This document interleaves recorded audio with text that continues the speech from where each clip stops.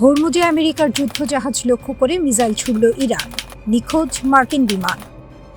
আকাশে বিপদ সংকেত, সমুদ্রে মিসাইলের আলো, আর পৃথিবীর সবচেয়ে গুরুত্বপূর্ণ জলপথে এখন বাজছে যুদ্ধের দামামা। হরমুজ প্রণালী মাত্র ৩৩ কিলোমিটার চওড়া এই সরু পথ দিয়ে যায় বিশ্বের ১/৫ তেল।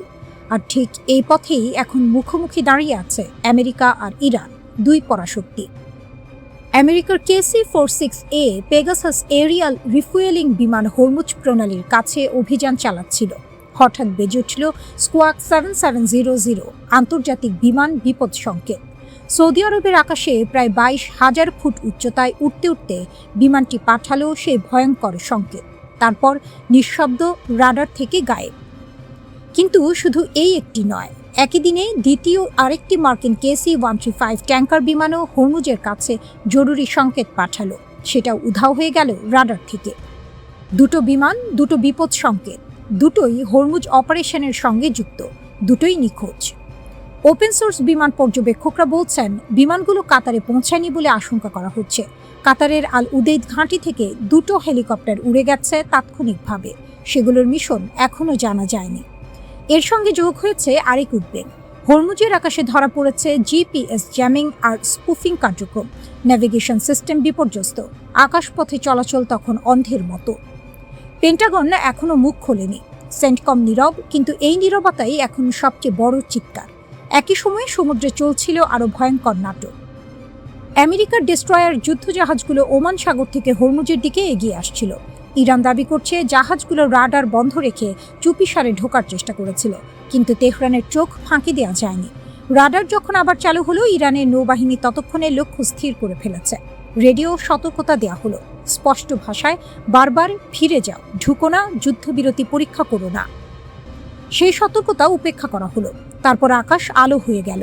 Cruise missile, rocket, combat drone সব একসঙ্গে আমেরিকান যুদ্ধজাহাজের দিকে। ইরান বলছে এটা হামলা নয়, সতর্কবার্তা। ইচ্ছাকৃতভাবে একটু দূরে ফেলা হয়েছে, কিন্তু বার্তাটা কাঁচের মতো স্বচ্ছ। পরের বার এতটা দয়া থাকবে না। সিনিয়র ইরানি commander major general Ali Abdullahi সরাসরি ঘোষণা দিলেন, হরমুজের দিকে এগিয়ে আসা যে কোনো বিদেশি সামরিক শক্তি লক্ষ্যবস্তু হবে। ইরানের ইসলামিক রিপাবলিক নেভি রেডিওতে ঘোষণা করল, হরমুজ প্রণালী সম্পূর্ণ বন্ধ। কোনো জাহাজ, কোনো জাতীয়তার ইরানের অনুমতি ছাড়া প্রবেশ করলে IRGC নৌবাহিনী ধ্বংস করে দেবে। লাল রেখা টানা হয়ে গেছে। ওয়াশিংটন বলছে উল্টো কথা, কোনো হামলা হয়নি, কোনো ক্ষতি নেই, কোনো মিসাইল আঘাত করেনি। কিন্তু একটা বিষয় অস্বীকার করার উপায় নেই, হরমুজ এখন আর কাগজে কলমের উত্তেজনার জায়গা নয়। এটা এখন সরাসরি যুদ্ধক্ষেত্র। আর এই সরু পথে একটাও ভুল সিদ্ধান্ত, একটাও বেহিসাবি গুলি পুরো পৃথিবীর তেলের বাজার থেকে শুরু করে বৈশ্বিক নিরাপত্তা পর্যন্ত সবকিছু তছনছ হয়ে যেতে পারে নিমিষে। ইরান আজ হরমুজের মাঝখানে দাঁড়িয়ে পুরো পৃথিবীকে বলছে, এই জলপথে আমার অনুমতি ছাড়া একটি জাহাজও নয়। আর আমেরিকা, সে এগিয়ে আসছে, কিন্তু তার দুটো বিমান এখনো নিখোঁজ। ইরানের হাতে পারমাণবিক বোমা নেই সত্য, কিন্তু দেশটির হাতে রয়েছে এমন এক কৌশলগত নিয়ন্ত্রক যা বর্তমানে বিশ্ব রাজনীতি ও অর্থনীতিকে মরার উপর খাড়ার ঘায়ের মতো বিপর্যস্ত করে তুলেছে। হরমুজ প্রণালী, যা বৈশ্বিক জ্বালানি সরবরাহের প্রধান ধমনী, বর্তমানে ইরানের নিয়ন্ত্রণে। তেহরান কার্যত প্রমাণ করে দিয়েছে যে পারমাণবিক ক্ষেপণাস্ত্রের চেয়েও বিধ্বংসী হতে পারে কোনো ভূ রাজনৈতিক চোখ পয়েন্টের ওপর পূর্ণ নিয়ন্ত্রণ। এই পরিস্থিতি ওয়াশিংটন ও তেল আবিবকে কার্যত হাড়ে হাড়ে টের পাওয়ানোর মতো অবস্থায় ফেলেছে। বিশ্বের পরাশক্তিগুলো ইরানকে পারমাণবিক অস্ত্র অর্জন থেকে বিরত রাখার জন্য দশকের পর দশক দাঁতে দাঁত চেপে লড়েছে, নিষেধাজ্ঞা দিয়েছে, কূটনৈতিক চাপ প্রয়োগ করেছে। কিন্তু আজ তারা বুঝতে পারছে তাদের সেই রণকৌশল ভুল ছিল। ইরানের আসল পারমাণবিক শক্তি কোনো ল্যাবে নয়, বরং হরমুজের জলসীমায় লুকিয়েছিল। ইরান আজ কেবল নিজের স্বার্থই রক্ষা করছে না, বরং বিশ্ব শক্তির ক্ষমতার ভারসাম্যকে নড়বড়ে করে দিয়েছে। আজকের পৃথিবীতে শক্তির সংজ্ঞা পরিবর্তিত হয়েছে। এখন অস্ত্রের চেয়ে সরবরাহের লাইনের নিয়ন্ত্রণ বা সাপ্লাই চেইন কবজা করা অনেক বেশি কার্যকর কৌশল। ইরান সেই অস্ত্রটি ব্যবহার করছে এবং বিশ্বকে এক নতুন বাস্তবতার মুখোমুখি দাঁড় করিয়ে দিয়েছে। বিশ্বের মোট সমুদ্রজাত অপরিশোধিত তেল ও গ্যাসের প্রায় 20 থেকে 25% এই সংকীর্ণ হরমুজ প্রণালী দিয়েই পরিবাহিত হয়। যখন ইরান এই পথে জাহাজ চলাচল সীমিত করে দেয়, তখন বিশ্ববাজারের ওপর এর প্রভাব পড়ে হিমালয়ের মতো ভারী। জ্বালানি তেলের দাম হু হু করে বেড়ে ব্যারেল প্রতি $110 গণ্ডি অতিক্রম করায় বিশ্ব অর্থনীতি আজ অগাধ জলে পড়েছে। একে তো দীর্ঘমেয়াদী যুদ্ধের দামামা, তার উপর তেলের বাজারে এই অস্থিরতা, সব মিলিয়ে সাধারণ মানুষের নাভিশ্বাস ওঠার উপক্রম। বিশেষ করে চীন, ভারত, জাপান ও দক্ষিণ কোরিয়ার মতো শিল্পোন্নত দেশগুলো আজ জ্বালানি সংকটের কারণে শাক দিয়ে মাছ ঢাকার আপ্রাণ চেষ্টা করছে, কিন্তু সত্য হলো তাদের অর্থনীতির চাকা স্থবির হয়ে যাওয়ার পথে। দক্ষিণ এশিয়ার বাংলাদেশ, পাকিস্তান ও শ্রীলঙ্কার মতো দেশগুলো জ্বালানি রেশনিং করতে গিয়ে জনজীবনে যে ভয়াবহ সংকট তৈরি করেছে তা অর্থনীতির ভাষায় চরম বিপর্যয়।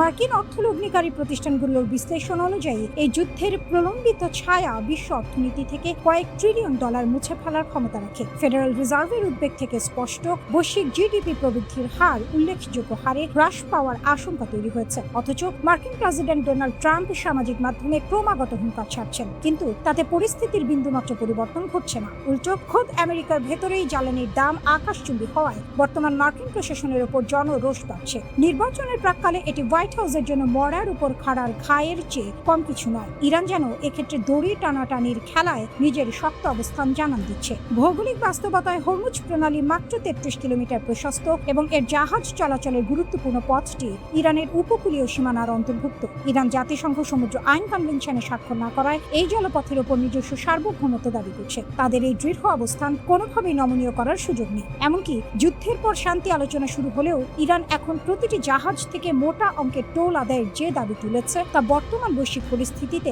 আগুনে ঘি ঢালার কাজ করছে। এই সংকটের সমাধান কোথায় তা নিয়ে আজ বড় বড় অর্থনীতিবিদরাও ধন্দে পড়েছেন, কারণ ইরানের এই অদৃশ্য পারমাণবিক অস্ত্র থামানোর কোনো সহজ পথ বর্তমানে কারো জানা নেই।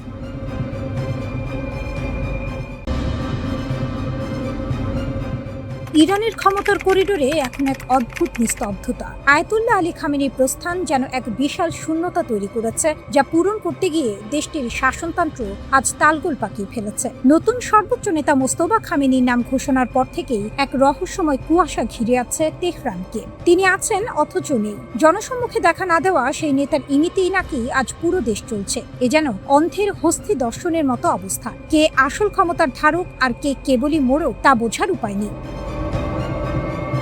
প্রেসিডেন্ট মাসুদ পেজিশকিয়ান নিয়মিত বিবৃতি দিয়ে যাচ্ছেন, যেন মনে হয় তিনি হাল ধরে আছেন, কিন্তু বাস্তবতা কি তাই? শাসন ব্যবস্থার এই জটিল কাঠামোয় পেজিশকিয়ান যেন এক পুতুল খেলার নায়ক। ক্ষমতার আসল চাবিকাঠি অন্য কোথাও, সেই ছায়ার আড়ালে, যেখানে ইরানের Islamic revolutionary guard corps IRGC এক সমান্তরাল সরকার চালিয়ে যাচ্ছে। তাদের প্রভাব কেবল রণক্ষেত্রে সীমাবদ্ধ নয়, বরং রাষ্ট্র পরিচালনার রন্ধ্রে রন্ধ্রে। পেজিশকিয়ানের সরকার যেন এক নামকুয়াস্তে পরিচয়, যার পেছনে আসল কলকাঠি নাড়ছে অন্য কেউ। পার্লামেন্ট স্পিকার মোহাম্মদ বাঘের গালিবাফ আর পররাষ্ট্রমন্ত্রী আব্বাস আরাকচি যুক্তরাষ্ট্রের সঙ্গে আলোচনায় এখন তারাই দৃশ্যমান। গালিবাফের সঙ্গে IRGCর সম্পর্কটা যেন এক সাপে নেউলে পরিস্থিতির মতো। একদিকে সমঝোতার টেবিল, অন্যদিকে বারুদের গন্ধ। এ যেন দুই নৌকায় পা দিয়ে চলার মতো এক বিপজ্জনক দোটানা।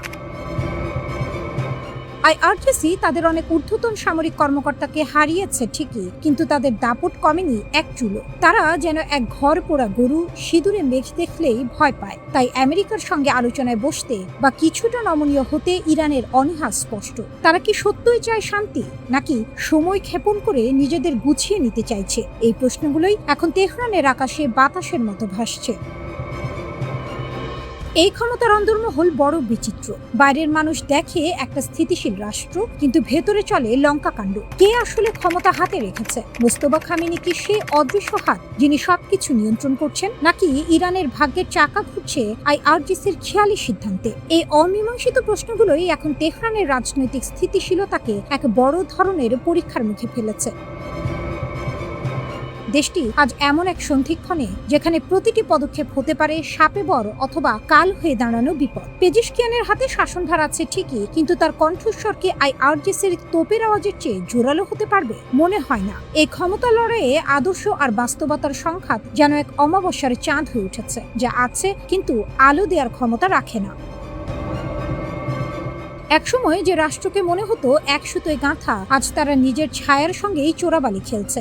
এই রহস্যের আড়ালে কি কোনো নতুন দিনের সূর্যোদয় হবে, নাকি ক্ষমতার এই ভাগ বাটোয়ারা শেষ পর্যন্ত সবটুকু মাটির প্রদীপ নিভিয়ে অন্ধকার ডেকে আনবে?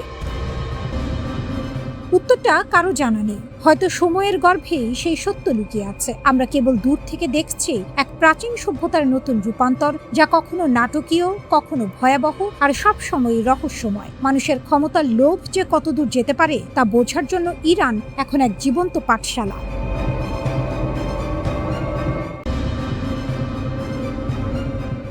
মার্কিন যুক্তরাষ্ট্র পশ্চিমে এশিয়ার মরুভূমিতে এমন এক গোলক ধাঁধায় পা রেখেছে, যা এখন তাদের জন্য মরার উপর খাড়ার ঘা হয়ে দাঁড়িয়েছে। ইরানের বিরুদ্ধে তাদের দীর্ঘস্থায়ী এই সংঘাত কেবল একটি যুদ্ধ নয়, বরং এটি ছিল এক সুদূর প্রসারী কৌশলগত ফাঁদ। ইরান যেন এক দক্ষ জাদুকর, যারা মার্কিন দম ফেরে তাসের ঘরকে ধুলোয় মিশিয়ে দিয়েছে। ওয়াশিংটন যখন ইরানের বিরুদ্ধে তাদের সমরাষ্ট্রের প্রদর্শনীতে ব্যস্ত, তখন তারা হয়তো ঘুণাক্ষরেও ভাবেনি যে এই খেলা তাদের নিজেদেরই বুমেরাং হয়ে ফিরবে।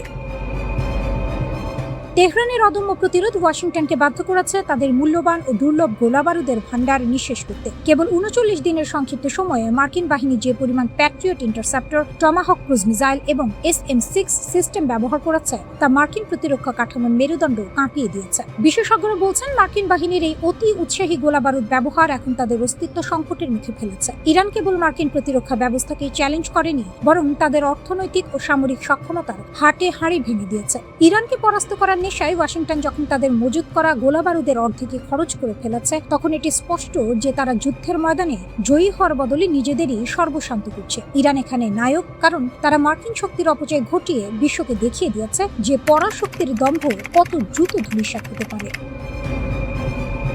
এদিকে প্রশান্ত মহাসাগরীয় অঞ্চলে চীনের উত্থান এখন মার্কিনীদের জন্য আগুনে ঘি ঢালার মতো পরিস্থিতি তৈরি করেছে। একদিকে মধ্যপ্রাচ্যে ইরানের সাথে লড়তে গিয়ে ওয়াশিংটনের হাত খালি, অন্যদিকে দক্ষিণ চীন সাগরে চীনের দাপট।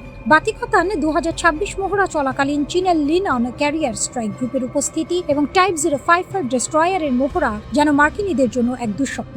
এই টাইপ 055 রণতরী এখন এশিয়ার বৃহত্তম ভাসমান অস্ত্রাগার, যা মার্কিন এয়ারক্রাফট ক্যারিয়ারের জন্য এক মরণ ফাঁদ। খবর উঠেছে, বেজিং তাদের YJ-20 হাইপারসনিক মিসাইল মহড়ায় ব্যবহার করেছে, যার গতি শব্দের চেয়ে 6 গুণ বেশি। এই মিসাইল মার্কিনীদের ঘুম কেড়ে নিয়েছে, কারণ এর পাল্লায় থাকা যে কোনো লক্ষ্যবস্তু মুহূর্তের মধ্যে ভস্মীভূত হতে পারে।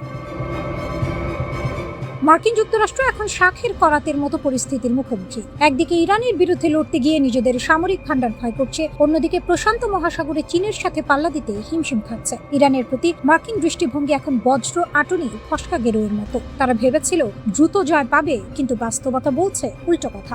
ইরান আজ বিশ্ব রাজনীতির সেই শক্তি কেন্দ্র, যারা মার্কিনীদের অজেয় হওয়ার দর্প চূর্ণ করে দিয়েছে। তাদের কারণেই আজ মার্কিন যুক্তরাষ্ট্র প্রশান্ত মহাসাগরীয় অঞ্চলে তাদের আধিপত্য বজায় রাখতে আকাশ পাতাল ভাবছে।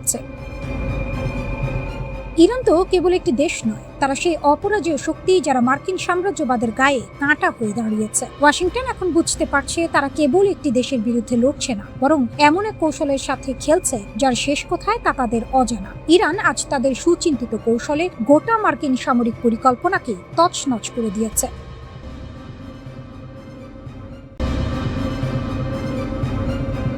ট্রাম্পের দম্ভ ও আমেরিকার অপরাজিত থাকার মিথ ধূলিসাৎ। মার্কিন প্রেসিডেন্ট ডোনাল্ড ট্রাম্প ভেবেছিলেন ইরান যুদ্ধ হবে এক মুহূর্তের জয়, কিন্তু সেই যুদ্ধই আজ মার্কিন যুক্তরাষ্ট্রের জন্য হয়েছে নাকানি চুবানি খাওয়ার মতো এক ভয়াবহ অভিজ্ঞতা। ইরান যে কেবল একটি দেশ নয়, বরং এক অপরাজেয় বীরের জাতি, তা বিশ্ববাসী আজ হাড়ে হাড়ে টের পাচ্ছে। ট্রাম্পের সেই ছোট্ট যুদ্ধ যে এক বিশাল বিপর্যয় নিয়ে আসবে, তা হয়তো তিনি দুঃস্বপ্নেও ভাবেননি।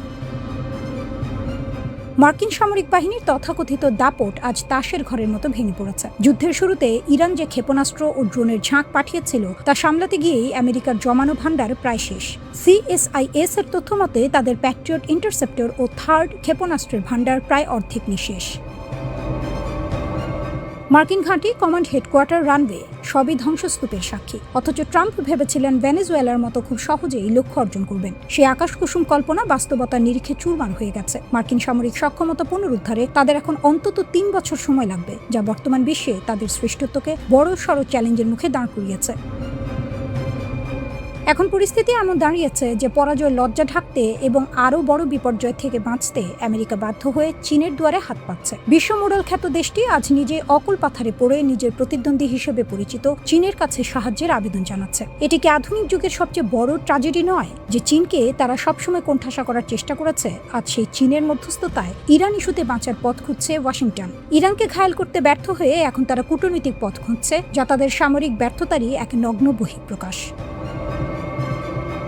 ইরানের এই অভাবনীয় সাফল্যের পেছনে কেবল তাদের নিজেদের ইস্পাত কঠিন মনোবল নয়, বরং বন্ধু রাষ্ট্রগুলোর কৌশলগত সমর্থন রয়েছে। রাশিয়ার প্রেসিডেন্ট ভ্লাদিমির পুতিন পরিষ্কার বার্তা দিয়েছেন, ইরান একা নয়। ইরানের সাথে রাশিয়ার কৌশলগত সম্পর্কও এখন যে কোনো সময়ের চেয়ে বেশি শক্তিশালী। পাশাপাশি বেইজিং তেহরানের অর্থনৈতিক ও প্রযুক্তিগত মৈত্রী বিশ্ব রাজনীতির সমীকরণ পুরোপুরি বদলে দিয়েছে। ইরান যেন এক পাহাড় সম আত্মবিশ্বাস নিয়ে দাঁড়িয়ে আছে। তাদের এই অকুতোভয় অবস্থানে আমেরিকার দীর্ঘদিনের আধিপত্য সিংহাসন আজ নড়বড়ে। ইরান, রাশিয়া, চীন এই তিন দেশের সম্পর্ক এখন আগের চেয়ে অনেক বেশি গভীর ও সংহত। যদি এই ত্রিশক্তির সমন্বয়ে বাস্তবে আরো গতি পায়, তবে বিশ্ব রাজনীতিতে আমেরিকার দাদাগিরি চিরতরে বিদায় নেবে, এটাই নিশ্চিত।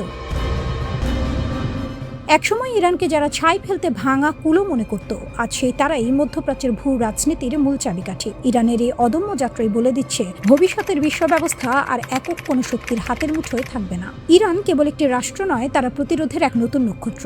যারা ভেবেছিল সামরিক চাপে ইরানকে নতজানু করা যাবে, তারা আজ নিজেরাই নতজানু হতে বাধ্য হচ্ছে। এই যুদ্ধে ইরান বিজয়ী, কারণ তারা কেবল নিজেদের মাটি রক্ষা করেনি, বরং বিশ্ব শক্তির অহংকারের মেরুদণ্ড ভেঙে দিয়েছে। ট্রাম্পের সেই ছোট্ট যুদ্ধ এখন আমেরিকার জন্য এক অনন্ত যন্ত্রণার নাম। ইরান বীরের জাতি, আর এই যুদ্ধই তা ইতিহাসের পাতায় সোনালী অক্ষরে লিখে দিয়েছে।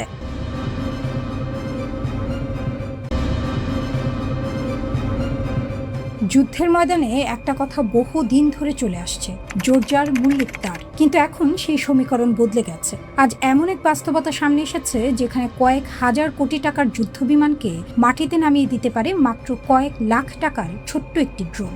দেখতে খেলনার মতো, কিন্তু কাজ ভয়ঙ্কর। আর এই বিপ্লবের কেন্দ্রবিন্দুতে আছে ইরান। 4 দশকেরও বেশি সময় ধরে কঠোর নিষেধাজ্ঞায় থাকা একটি দেশ কিভাবে এমন প্রযুক্তিগত শক্তি গড়ে তুলল, এই প্রশ্নই এখন বিশ্ব রাজনীতির বড় রহস্য। গল্পটা শুরু 1979 সালের ইসলামী বিপ্লব থেকে। বিপ্লবের পর আমেরিকা ইরানের সঙ্গে সব সম্পর্ক ছিন্ন করে। একসময় আমেরিকার কাছ থেকে কেনা অত্যাধুনিক F-14 টমক্যাট যুদ্ধ বিমানগুলো হয়ে যায় প্রায় অকেজো, কারণ খুচরা যন্ত্রাংশ আর কারিগরি সহায়তা বন্ধ হয়ে যায়। ঠিক তখনই শুরু হয় ইরান ইরাক যুদ্ধ। আকাশ যুদ্ধে ইরান ছিল অনেকটাই পিছিয়ে, কিন্তু সেই দুর্বলতাই তাদের শক্তিতে পরিণত হয়। তারা বুঝতে পারে অন্যের উপর নির্ভর করলে চলবে না, নিজেদের প্রযুক্তি নিজেদেরই বানাতে হবে। এই সময় ইস্পাহানের কিছু তরুণ প্রকৌশলী ও সাধারণ মানুষ মিলে শুরু করেন এক নতুন উদ্যোগ। তাদের লক্ষ্য ছিল কম খরচে এমন কিছু তৈরি করা যা শত্রুর এলাকায় ঢুকে তথ্য নিয়ে আসতে পারে। প্রথম দিকের ড্রোনগুলো ছিল খুবই সাধারণ। কাঠের পাখা আর জ্বালানি রাখার জন্য ব্যবহার করা হতো হাসপাতালের আইভি ব্যাগ। অনেকে এটাকে হাস্যকর মনে করেছিল, কিন্তু 1983 সালে সেই খেলনা ড্রোন যখন শত্রুপক্ষের ভেতরে ঢুকে গুরুত্বপূর্ণ ছবি নিয়ে ফিরে আসে, তখন সবার ধারণা বদলে যায়। সেখান থেকে শুরু ইরানের ড্রোন বিপ্লব। ইরান বুঝে গিয়েছিল তারা কোনোদিন যুক্তরাষ্ট্রের মতো দামি স্টেলথ ফাইটার বানাতে পারবে না, তাই তারা বেছে নেয় অপ্রতিসম যুদ্ধ কৌশল, অর্থাৎ কম খরচে বেশি ক্ষতি করা।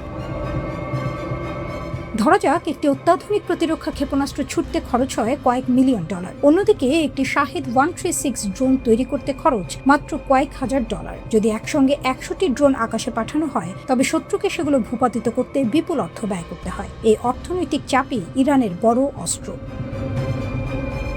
কিন্তু প্রশ্ন হলো, নিষেধাজ্ঞার মধ্যে থেকে তারা প্রযুক্তি পায় কোথায়? এখানেই ইরানের কৌশল। তারা বিভিন্ন দেশে ফ্রন্ট কোম্পানি খুলে সাধারণ বাজার থেকে চিপস, মোটর, ক্যামেরা কিনে আনে। তারপর সেগুলোকে সামরিক প্রযুক্তিতে রূপ দেয়। 2022 সালে ইউক্রেনে বিধ্বস্ত একটি ইরানি ড্রোনে আমেরিকান কোম্পানির প্রসেসর পাওয়া গিয়েছিল। অর্থাৎ সাধারণ প্রযুক্তিকে অস্ত্রে পরিণত করার এক অনন্য দক্ষতা অর্জন করেছে ইরান।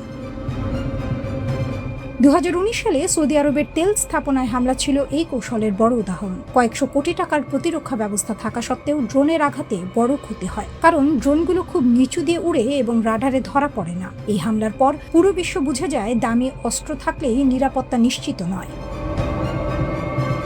রাশিয়া ইউক্রেন যুদ্ধে ইরানের ড্রোন বড় ভূমিকা রাখে, এমনকি রাশিয়ার মতো শক্তিধর দেশও এই ড্রোন ব্যবহার করতে বাধ্য হয়। ইউক্রেনের শহরগুলোতে এই ড্রোনের শব্দ যেন ভয় আর আতঙ্কের প্রতীক হয়ে দাঁড়ায়। শুধু তাই নয়, ইয়েমেনের হুথি বিদ্রোহী, লেবাননের হিজবুল্লাহ সহ বিভিন্ন গোষ্ঠী এখন ইরানের ড্রোন প্রযুক্তি ব্যবহার করছে। এর ফলে ইরান এখন একটি বড় ড্রোন রপ্তানিকারক শক্তিতে পরিণত হয়েছে।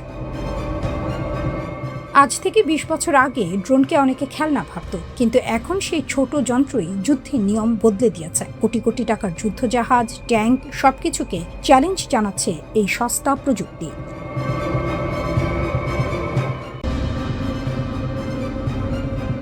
ইরানের পারমাণবিক কর্মসূচি নিয়ে বিশ্ব রাজনীতিতে এখন দা কুমড়ো সম্পর্ক। একদিকে পশ্চিমা বিশ্বের নিষেধাজ্ঞা আর হুঁশিয়ারি, অন্যদিকে তেহরানের নিজেদের অবস্থানে অটল থাকা। সব মিলিয়ে মধ্যপ্রাচ্যের ভূ রাজনীতি এখন তপ্ত কড়াইয়ের মতো ফুটছে। সাম্প্রতিক তথ্যানুসারে ইরানের কাছে যে পরিমাণ সমৃদ্ধ ইউরেনিয়াম আছে তা দিয়ে পারমাণবিক অস্ত্র তৈরি করা কেবল সময়ের ব্যাপার কিনা তা নিয়ে চলছে চুলচেরা বিশ্লেষণ। তবে এই পুরো নাটকে ইরান নিজেকে এক অপরাজেয় নায়কের আসনে বসিয়ে বিশ্বকে চ্যালেঞ্জ ছুড়ে দিচ্ছে। প্রাকৃতিক ইউরেনিয়ামকে অস্ত্রোপযোগী করতে হলে তাকে আকাশকুসুম কল্পনা থেকে বাস্তবে নামিয়ে আনতে হয় এক দীর্ঘ প্রক্রিয়ার মাধ্যমে। ইউরেনিয়াম 235 আইসোটোপের ঘনত্ব বাড়ানোই হলেও সমৃদ্ধকরণ। ইরান ইতিমধ্যে 60% পর্যন্ত সমৃদ্ধ ইউরেনিয়ামের বিশাল এক মজুদ গড়ে তুলেছে। আন্তর্জাতিক পরমাণু শক্তি সংস্থা IAEA এর প্রধান রাফায়েল গ্রসের মতে, তেহরানের বর্তমান মজুদ দিয়ে অন্তত 10টি পারমাণবিক বোমা তৈরি করা সম্ভব।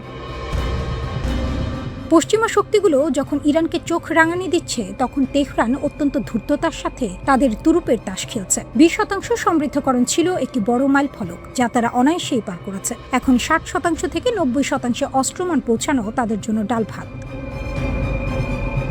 বিশ্বমঞ্চে ইরান এখন এমন এক নায়কের ভূমিকায় যে শত বাধা বিপত্তি সত্ত্বেও নিজের সার্বভৌমত্বের প্রশ্নে নড়চড় করতে রাজি নয়। ডোনাল্ড ট্রাম্পের মতো নেতারা যখন দাবি করেন যে ইরান তাদের ইউরেনিয়াম মজুদ হস্তান্তর করতে রাজি হয়েছে, তখন তেহরান অত্যন্ত দাপটের সাথে তা নাকচ করে দেয়। উপপররাষ্ট্রমন্ত্রী সাঈদ খতিবজাদের ভাষায় এমন প্রস্তাব একেবারে অগ্রহণযোগ্য।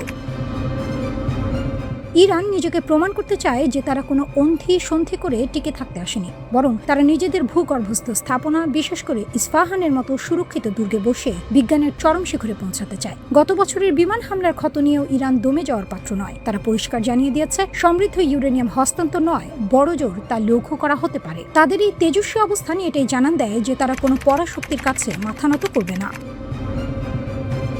ইরান বেশ জোর দিয়ে দাবি করে তাদের পারমাণবিক কর্মসূচি সম্পূর্ণ শান্তিপূর্ণ। IAEA বলছে তারা কোনো সক্রিয় পারমাণবিক অস্ত্র কর্মসূচির প্রমাণ পায়নি। তবে অস্ত্রমানের ইউরেনিয়াম তৈরি করাই শেষ ধাপ নয়। একটি কার্যকর বোমা বানাতে আরও জটিল কিছু ধাপ পার হওয়া প্রয়োজন, যেমন ওয়ারহেড ডিজাইন, সংযোজন এবং ডেলিভারি সিস্টেম তৈরি। স্বাধীন অস্ত্র নিয়ন্ত্রণ বিশেষজ্ঞ প্যাট্রিসিয়া লুইস বলেন, 2003 সাল পর্যন্ত ইরান ওয়ারহেড নকশার কিছু সক্ষমতা তৈরি করেছিল। এরপর সেই কর্মসূচি বন্ধ হয়েছে বলে মনে হয়। তবে তিনি সতর্ক করে বলেন, 2015 সালের চুক্তি ভেঙে পড়া এবং নতুন চুক্তির আলোচনা বারবার ব্যর্থ হওয়ার পর ইরান আবার ওয়ারহেড তৈরির সক্ষমতা বাড়ানোর পথে হাঁটতে পারে।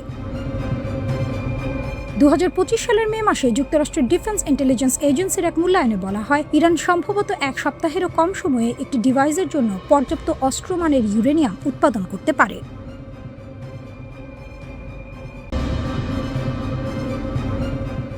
ইরান বলছে তারা যুক্তরাষ্ট্রের আকাশ শক্তিতে বড় ধাক্কা দিয়েছে। 1 নয় 2 নয়, মোট 9টি যুদ্ধবিমান ভূপাতিত করার দাবি করেছে তারা। তালিকায় রয়েছে F-15, F-16, F-18, এমনকি অত্যাধুনিক F-35 পর্যন্ত। কুয়েত, তেহরান, মধ্যাঞ্চল, দক্ষিণ বিভিন্ন জায়গায় নাকি এই আঘাত হানা হয়েছে। যুক্তরাষ্ট্রের সেন্ট্রাল কমান্ড সঙ্গে সঙ্গেই এই দাবি উড়িয়ে দেয়। তাদের স্পষ্ট বক্তব্য, সব যুদ্ধ বিমান নিরাপদে আছে, একটি পর্যন্ত হারায়নি। তারা আরো বলে, ইরানের রিভলিউশনারি গার্ড আগেও একাধিকবার এমন ভুল দাবি করেছে। তাহলে প্রশ্নটা আরো গভীর হয়, কার কথা সত্য? যুদ্ধক্ষেত্রের কুয়াশায় কি সত্যিই লুকিয়ে আছে বাস্তবতা? এই উত্তেজনার মধ্যেই যুক্তরাষ্ট্রের ভেতরেও শুরু হয়েছে অস্থিরতা। মার্কিন সেনাবাহিনীর প্রধান জেনারেল জন ডি জর্জকে হঠাৎ পদত্যাগ করতে বলা হয়েছে। 2023 সালের অগাস্ট থেকে দায়িত্বে থাকা এই শীর্ষ কর্মকর্তা কেন হঠাৎ বিদায় নিচ্ছেন তা নিয়ে জল্পনা তুঙ্গে। অনেকেই বলছেন, যুদ্ধের চাপে কি এই সিদ্ধান্তের পেছনে? এদিকে আরেকটি বিস্ফোরক অভিযোগ সামনে এসেছে, মধ্যপ্রাচ্যে মার্কিন হতাহতের প্রকৃত সংখ্যা কি লুকানো হচ্ছে। এক অনুসন্ধানী প্রতিবেদনে দাবি করা হচ্ছে প্রায় 750 জন মার্কিন সেনা নিহত বা আহত হয়েছেন 2023 সালের অক্টোবর থেকে, অথচ সরকারি তথ্য এতটা পরিষ্কার নয়। দুটি সরকারি সূত্রের বরাতে বলা হয়েছে, ইরানের বিরুদ্ধে যুদ্ধ শুরুর পর মাত্র এক মাসেই শত শত মার্কিন সেনা হতাহত হয়েছে। শুধু সৌদি আরবের একটি মার্কিন ঘাঁটিতে ইরানের হামলায় 15 জন সেনা আহত হয়েছে। এখন পর্যন্ত অন্তত 8 জন মার্কিন সেনার মৃত্যুর কথাও স্বীকার করা হয়েছে, কিন্তু বাস্তব সংখ্যা কি এর চেয়েও বেশি? এমন প্রশ্নের মুখে দাঁড়িয়ে ডোনাল্ড ট্রাম্পের অবস্থানও বেশ কঠোর। তিনি বলেন, যুদ্ধ হলে মৃত্যু হবেই। নিহত সেনাদের পরিবারের সঙ্গে দেখা করার কথা উল্লেখ করে তিনি বলেন, তারা একটাই কথা বলেছেন, কাজ শেষ করুন। ট্রাম্পের ভাষায় এই যুদ্ধ খুব দ্রুত শেষ হতে পারে, 2 থেকে 3 সপ্তাহের মধ্যেই। তার দাবি, ইরানকে এমনভাবে ধাক্কা দেওয়া হয়েছে যে তাদের ঘুরে দাঁড়াতে 15 থেকে 20 বছর লাগবে। তবে একই সঙ্গে তিনি দরজাও খোলা রাখছেন, ইরান আলোচনায় এলে সমাধান সম্ভব। কিন্তু যুদ্ধের ময়দানে চিত্রটা এতটা একতরফা নয়। মার্কিন গোয়েন্দা সংস্থার তথ্যই বলছে, ইরানের শক্তি এখনো অটুট। তাদের প্রায় 50% মিসাইল লঞ্চার এখনো অক্ষত রয়েছে, হাজার হাজার ড্রোন এখনো প্রস্তুত। একজন গোয়েন্দা কর্মকর্তা সরাসরি বলেছেন, ইরান এখনো পুরো অঞ্চলে ভয়াবহ আঘাত হানতে সক্ষম। আর এখানেই আসে আরেকটি নাটকীয় বার্তা। ইরানের পক্ষ থেকে স্পষ্ট হুঁশিয়ারি, তাদের সামরিক শক্তি সম্পর্কে যুক্তরাষ্ট্র ও ইসরায়েল কিছুই জানে না। তারা দাবি করছে, যেসব স্থাপনায় হামলা হয়েছে সেগুলো তেমন গুরুত্বপূর্ণ নয়। আসল শক্তি লুকিয়ে আছে এমন জায়গায় যেখানে পৌঁছানো প্রায় অসম্ভব। বার্তাটা পরিষ্কার, এই যুদ্ধ এখনো শেষ হয়নি, বরং আরো গভীরে যাচ্ছে। একদিকে যুক্তরাষ্ট্র বলছে তারা নিয়ন্ত্রণে আছে, শিগগিরই বিজয় নিশ্চিত। অন্যদিকে ইরান জানাচ্ছে তাদের হাতে এখনো আছে ভয়ঙ্কর ক্ষমতা, যা মুহূর্তেই পাল্টে দিতে পারে পুরো খেলার চিত্র।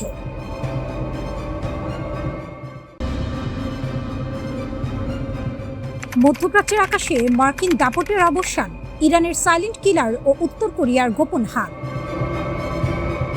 মধ্যপ্রাচ্যের যুদ্ধক্ষেত্রে এখন চরম নাটকীয়তা, যাকে মার্কিন যুক্তরাষ্ট্র কেক ওয়াক বা সহজ জয় বলে ভেবেছিল। ইরান যুদ্ধের 5ম সপ্তাহে এসে সেই ধারণাটি এখন ওয়াশিংটনের জন্য এক দুঃস্বপ্নে পরিণত হয়েছে। যে খবরগুলো সামনে এসেছে তা পেন্টাগনের ভেতরে ভয়ের কাঁপন ধরিয়ে দিয়েছে। আধুনিক যুদ্ধ বিমান থেকে শুরু করে ব্ল্যাক হক হেলিকপ্টার সবই এখন ইরানের অদৃশ্য কামড়ের শিকার। আকাশ থেকে ঝরছে মার্কিন দম্ভ। মার্কিন প্রেসিডেন্ট ডোনাল্ড ট্রাম্প এবং ইসরায়েলি প্রধানমন্ত্রী বেনিয়ামিন নেতানিয়াহু বারবার দাবি করেছিলেন যে ইরানের প্রতিরক্ষা ব্যবস্থা গুড়িয়ে দেওয়া হয়েছে, কিন্তু যুদ্ধের ময়দান বলছে ভিন্ন কথা। গত কয়েকদিনে আমেরিকার 4.5 প্রজন্মের অত্যাধুনিক F-15E স্ট্রাইক ইগল এবং একটি A-10 হোয়াইট হক অ্যাটাক এয়ারক্রাফট ভূপাতিত হওয়ার খবর পাওয়া গেছে। শুধু তাই নয়, উদ্ধার অভিযানে যাওয়া 2টি ব্ল্যাক হক হেলিকপ্টারও ইরানি হামলায় বিধ্বস্ত হয়েছে। এমনকি 5ম প্রজন্মের সবথেকে শক্তিশালী যুদ্ধবিমান F-35 আক্রান্ত হওয়ার দাবি করেছে ইরান। আমেরিকা একে সেফ ল্যান্ডিং বলে দাবি করলেও সামরিক বিশেষজ্ঞদের মতে মার্কিন বিমান বাহিনীর জন্য এটি একটি কালো ও লজ্জাজনক অধ্যায়। ইরানের সাইলেন্ট কিলার মজিদ। পরাক্রমশালী মার্কিন বিমানগুলো কেন রাডারে ধরা পড়ার আগেই ধ্বংস হচ্ছে? উত্তর হলো ইরানের নিজস্ব প্রযুক্তিতে তৈরি মজিদ এয়ার ডিফেন্স সিস্টেম। এটি একটি স্বল্প পাল্লার ক্ষেপণাস্ত্র ব্যবস্থা যা নিঃশব্দে কাজ করে। প্রথাগত রাডার সিগন্যালের বদলে এটি ব্যবহার করে প্যাসিভ ইনফ্রারেড ট্র্যাকিং। এর অর্থ হলো এই সিস্টেমটি কোনো সিগন্যাল ছড়ায় না, ফলে শত্রু বিমানের রাডারে এটি ধরা পড়ে না। যখন চালক টের পান যে তিনি লক্ষ্যবস্তু হয়েছেন, তখন অনেক দেরি হয়ে যায়। একটি ছোট মোবাইল ট্রাকে 8টি ক্ষেপণাস্ত্র নিয়ে ঘুরতে থাকা এই মজিদ এখন মার্কিন পাইলটদের কাছে জব্দ। উত্তর কোরিয়া, ইরান এক ভয়ঙ্কর অক্ষ শক্তি। ইরানের এই অভাবনীয় সাফল্যের পেছনে কি কেবল নিজেদের প্রযুক্তি? নিরাপত্তা বিশেষজ্ঞ ব্রুস ব্যাটলের মতে এর শেকড় আরো গভীরে। ইরানের হাতে থাকা ঘাতক মিসাইলগুলোর ডিজাইন এবং প্রযুক্তি সরবরাহ করেছে উত্তর কোরিয়া। Musudan missile. 2005 সালে উত্তর কোরিয়ার কাছ থেকে 19টি মুসুদান মিসাইল কিনেছিল ইরান। সম্প্রতি ভারত মহাসাগরের ডিয়াগো গার্সিয়া দ্বীপে মার্কিন ঘাঁটিতে যে হামলা চালানো হয়েছে, তাতে এই উত্তর কোরীয় প্রযুক্তি ব্যবহারের জোরালো ইঙ্গিত পাওয়া গেছে। বিনিময়ের সমীকরণ। নিষেধাজ্ঞা কবলিত এই দুই দেশের সম্পর্ক খুব সরল। উত্তর কোরিয়া দিচ্ছে প্রযুক্তি ও অস্ত্র, আর ইরান তার বিনিময় দিচ্ছে নগদ অর্থ ও তেল। প্রশিক্ষণ ও স্থাপনা। ফিনল্যান্ড বা রাশিয়ার বদলে ইরানকে সাহায্য করছে পিয়ংইয়ং। ইরানের ইমামশোর এলাকায় বিশাল মিসাইল টেস্ট ফ্যাসিলিটি এবং তাবস এলাকায় ট্র্যাকিং স্টেশন তৈরিতে সরাসরি হাত রয়েছে কিম জং উনের দেশের। যুদ্ধের নতুন নিয়ম। ইরানের হাতে এখন 1700 কিলোমিটারেরও বেশি পাল্লার ইমাদ এবং গাদর মিসাইল রয়েছে, যা অনায়াসেই ইসরায়েল এবং মধ্যপ্রাচ্যের যে কোনো মার্কিন ঘাঁটিতে আঘাত হানতে সক্ষম। উত্তর কোরিয়ার দেয়া প্রযুক্তির উপর ভিত্তি করেই ইরান আজ ব্যালিস্টিক মিসাইলের এক বিশাল ভান্ডার গড়ে তুলেছে। ওয়াশিংটন পোস্টের সাম্প্রতিক প্রতিবেদন এবং বর্তমান যুদ্ধের চিত্র এক সূত্রে গাঁথা। একদিকে চীন এআই দিয়ে নজরদারি করছে, অন্যদিকে উত্তর কোরিয়া দিচ্ছে প্রাণঘাতী মিসাইল প্রযুক্তি।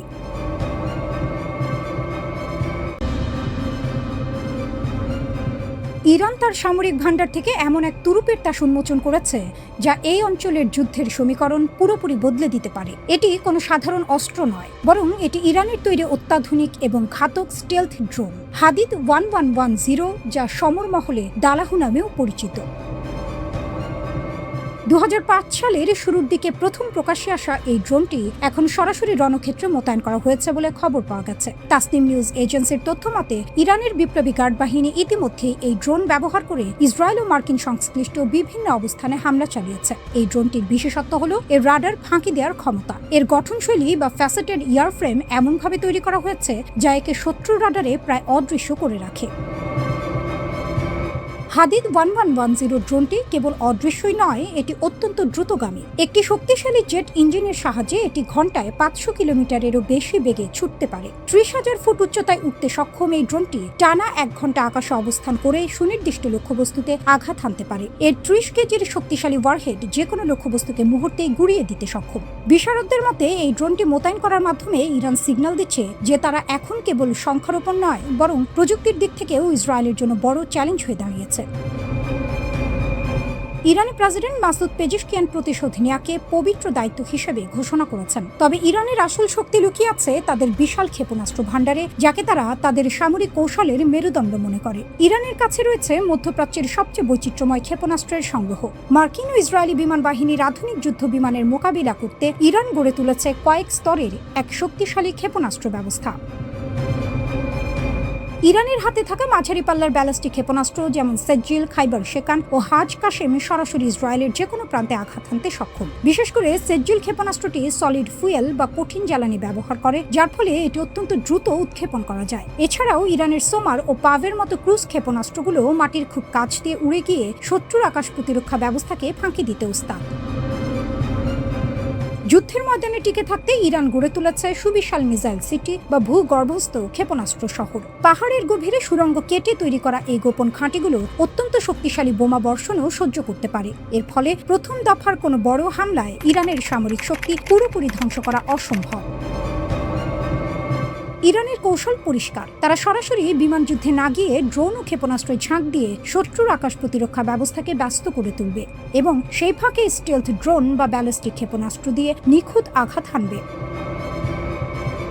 ইসরায়েল ও মার্কিন বাহিনীর যৌথ হামলার প্রতিশোধ নিতে ইরান এখন মরিয়া। ইরানের এই নতুন স্টেলথ ড্রোন এবং হাজার হাজার ক্ষেপণাস্ত্রের মজুদ কেবল একটি দেশের প্রতিরক্ষা ব্যবস্থা নয়, বরং এটি গোটা অঞ্চলের ভূ রাজনীতিকে কাঁপিয়ে দিচ্ছে। একদিকে ইসরায়েলের অত্যাধুনিক প্রযুক্তি, অন্যদিকে ইরানের এই ঘাতক ড্রোনের সারপ্রাইজ। সব মিলিয়ে মধ্যপ্রাচ্য এখন এক ভয়াবহ আগ্নেয়গিরির ওপর দাঁড়িয়ে আছে।